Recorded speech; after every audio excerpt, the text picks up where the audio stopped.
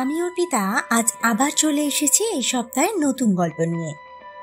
এলোমেলো গল্পের আর চ্যানেলে আমার নতুন ও পুরনো বন্ধুদের জানাই অনেক স্বাগত। আশা করি তোমরা সকলেই ভালো আছো। আমার আজকের নিবেদন একটি নৈতিক গল্প, চতুর শেয়াল ও বোকা গাধার। চলো আর দেরি না করে গল্পটা শুরু করে দিই। অনেকদিন আগে একটি জঙ্গলে এক গাধা ক্ষুধার্ত হয়ে মন খারাপ করে কাঁদছিল।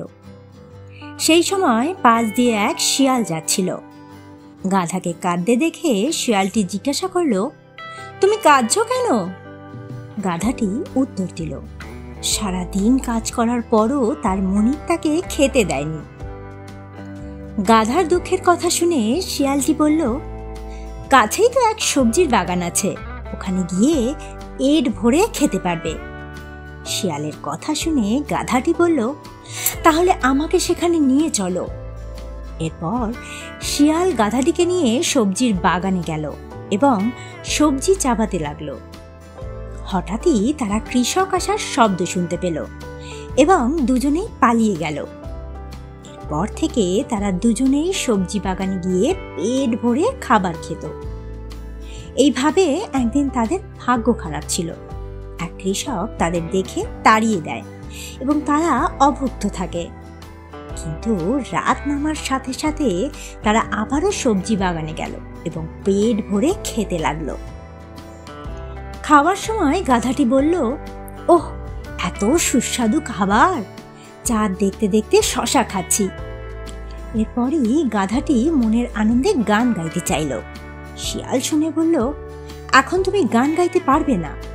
কিন্তু গাধা বলল, না, আমি গান গাইতে চাই। শিয়াল যুক্তি দিয়ে বলল, এখন যদি তুমি গান গাও তবে চাষি শুনতে পাবে এবং আমাদের তাড়িয়ে দেবে। কিন্তু গাধাটি শিয়ালটির কথা না শুনে গান গাওয়ার সিদ্ধান্ত নেয়। এই দেখে শিয়ালটি পালায়। দীর্ঘশ্বাস ফেলে গাধাটি গান গাইতে শুরু করলো। গাধার ডাক শুনেই কৃষক লাঠি সোঁটা নিয়ে এসে গাধাকে মেরে বাগান থেকে তাড়িয়ে দেয়।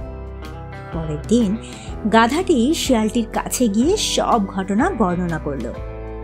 শিয়ালটি বলল, তোমার আমার কথা শোনা উচিত ছিল, আর এরকম ভুল কখনো করবে না। এই বলে শিয়ালটি চলে গেল। সুতরাং এই গল্প থেকে আমরা এটাই শিখি যে কোনো কিছু করার জন্য সঠিক সময় ও স্থান আছে। সবার সব সময় সঠিক সময় ও স্থানের দিকে খেয়াল রেখে কোনো কিছু করা উচিত।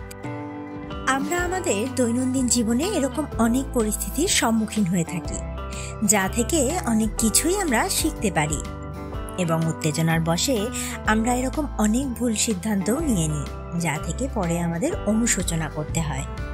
সুতরাং বন্ধুরা, ভাবিয়া করিও কাজ, করিয়া ভাবিও না। তোমাদের কি মনে হয়, কথাটা ঠিক না ভুল? আমাকে অবশ্যই কমেন্টে জানিও। সকলকে অনেক ধন্যবাদ সাথে থাকার জন্য।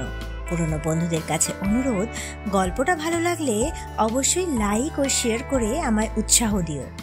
আর নতুন বন্ধুদের কাছে অনুরোধ, গল্পটা ভালো লাগলে অবশ্যই চ্যানেলটা সাবস্ক্রাইব করে লাইক দিয়ে যেও।